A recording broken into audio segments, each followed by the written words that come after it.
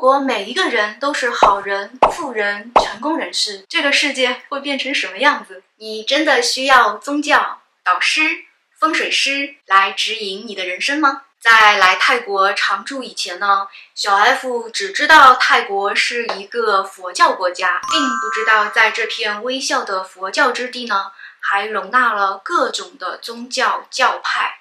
灵性团体呢更是数不胜数。西方人、东方人都来到这个国家来开展自己的业务，让小 F 在清迈旅居的这6年当中呢，接触到的人也好，事情也好，不管是奇葩的、怪异的，甚至是震撼的，都让小 F 大开眼界。表面上好像是让小 F 开了窍那么一点点。之前小 F 呢尝试着发过类似的影片，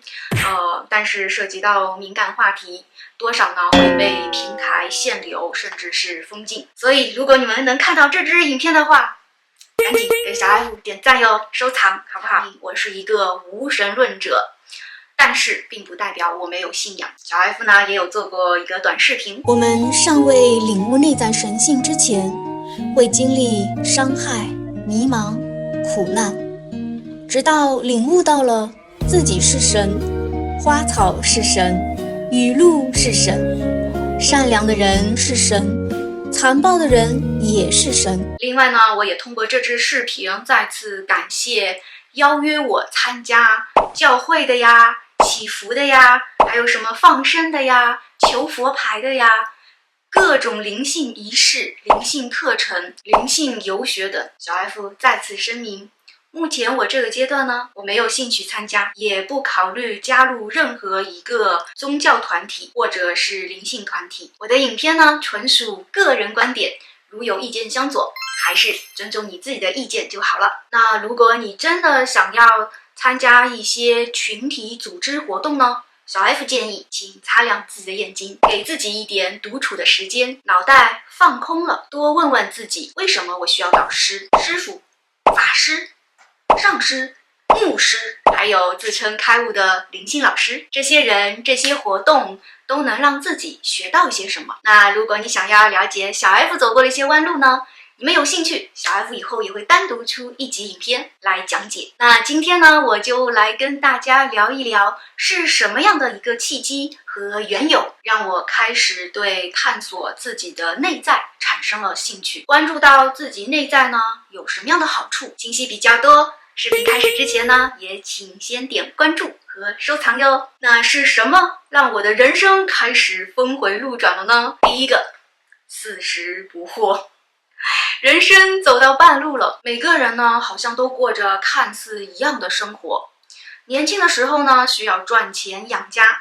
中年的时候呢，需要带孩子，然后接着要带孙子；年纪大了以后呢，又担心这个病那个病的，天天做着计划，要不要进养老院呢？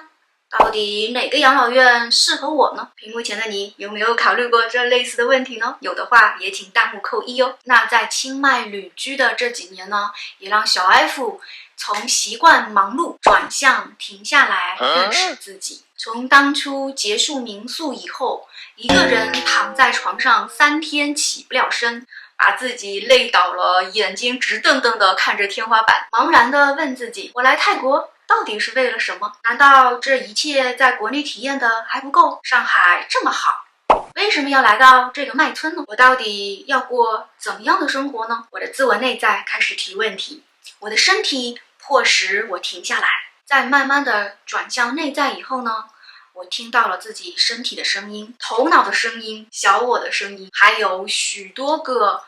我在另外一端叽里呱啦的，加上网络上充斥着各路资讯，让我的脑袋呢始终是嗡嗡嗡的，完全清静不下来，也找不到给自己一个清晰的答案。你们从小 F 早前的影片里面也能观察得到，也造成了小 F 频道最受欢迎的影片和小 F 内在真正想要表达的背道而驰。第二个，看见恐惧。在异国旅居的日子里，很容易的就会被人问起，你靠什么养活自己呀？赚多少钱才能在泰国养老呀？你买了什么保险呀？你生病了怎么办呀？你一个女生一个人在外面野营，遇见坏人了怎么办？被车撞了怎么办？摩托车摔了你怎么办？如果再聊下去的话，又会有类似的以下问题产生。不像你这么勇敢，等我以后退休了吧，等我以后赚够了足够的钱，来泰国买栋房子，等我儿女长大了再说吧，再考虑自己的事情吧。在整个物欲横流的大环境中，大部分的我们一生都在追求着房子呀、车子呀、养生保健康呀、保太平呀，为金钱、为地位、为名利、为工作、为家庭、为感情、为各种各样的东西所束缚。很少有人真正的关心自己的思想，生存的意义到底是为了什么？不知道大家还记不记得早前有一个北大天才少年，17岁的时候呢就得到了奥数冠军，被保送进北大的数学系。21岁呢就获得麻省理工大学的全年奖学金。而这样一位北大的数学天才，却在他22岁的时候出家，做起了一名僧人。他的父母怎么也不理解，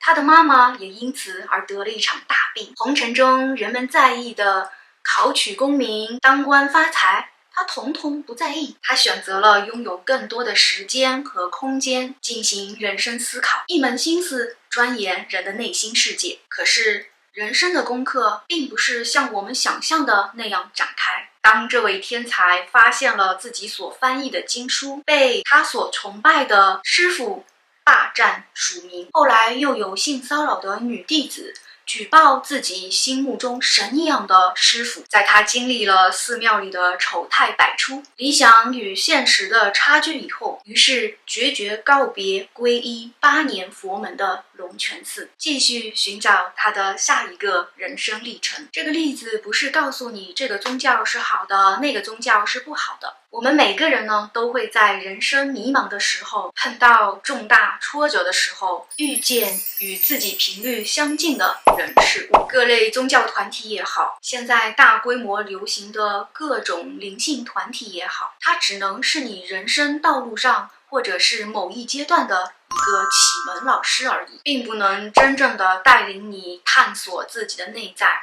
克服内在深处的担心和恐惧。因为在不同的进化阶段会被不同的信息所吸引。也许某一天你发现某一个人书写得很棒，或者他的话很中听，只要那是你当下所需要的东西，你就会感到很兴奋，因为那是你内在找寻的东西。而过了一阵子，你慢慢发现这些信息不再重要了，然后你又开始不满足了，又会去寻找其他的东西，或类似我是谁的答案。但这些东西或者是答案只能满足于现在的你。从出生到死亡，我们都保持着一样的思维模式，而这些看似美好的外求永远满足不了我们真正的内在心灵。如果你能在生活中有觉知的去觉察，你会发现大部分的我们都会自动进入到群体意识中的机械行为模式，喜欢同一类人、同一件事情、同一个事物，重复的做着同一件事情。而当我们开始转念，开始有觉知的打破牢笼，有意识的开始觉察自己的言行，有意识的开始体验我们这个物质世界时，你就会发现自身的改变。因为机械行为是一个非常简单的过程，只要别人说这个，你就去做这个，别人说那个，你又不加思索的去做那个了。机械行为是我们物质身体的自动反应。小 F 在没有认识到自己的内在之前，自己的头脑反应模式就是这个世界教给我们的标准模式来做出反应的。如果你认为喝这里的水是危险的，那这个水就是不安全的。如果你认为吃香肠会生癌，那么你就会，因为你的头脑创造了你想要的。大环境中的群体意识和你的头脑会驱使你进入自己所设下的困境。你所担心的问题也好，还有在你身边发生的所有事情、言语，都推动着你的行为，从而一次次验证并体验着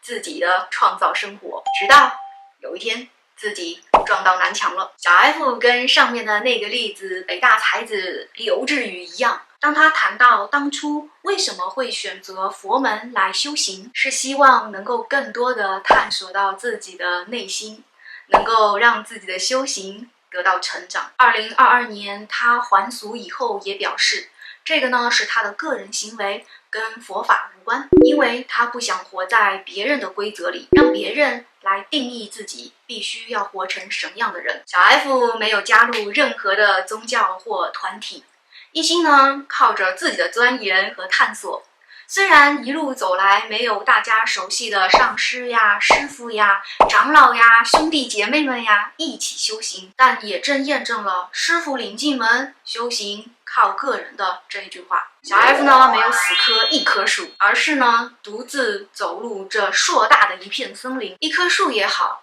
一棵草也好，一朵花也好，自己亲自去看一看，闻一闻，摸一摸，跟随自己的内在去寻找答案，相信一切的安排都是最好的安排，没有偶然，也没有意外。虽然时间长了一点，但小 F 相信唯有自救，停止抱怨，才能面对自己的人生困惑，自己把自己解救出来。否则在找到真正的答案之前呢，你是不会满足的。当然我们世俗社会上也有很多人一生呢都没有解除过对二元对立的看法。多问问自己，为什么每一个人都需要成为好人、富人、成功人士？如果每一个人都是好人、富人、成功人士，这个世界会变成什么样子？我还能从中学到什么？我还能从哪里学到呢？直到你领悟到，我曾是施暴者，也是受害者，曾游走于荒野，也探索过洞穴。直到我领悟到，我不是被某个神流放在这儿受苦的弃儿，也不是需要赎罪的羔羊。我允许灵魂的那个我去尝试，而这一切只是为了让我认识到，我就是神。每一世的幻象舞台都是为了欢迎勇敢的自己而精心设置。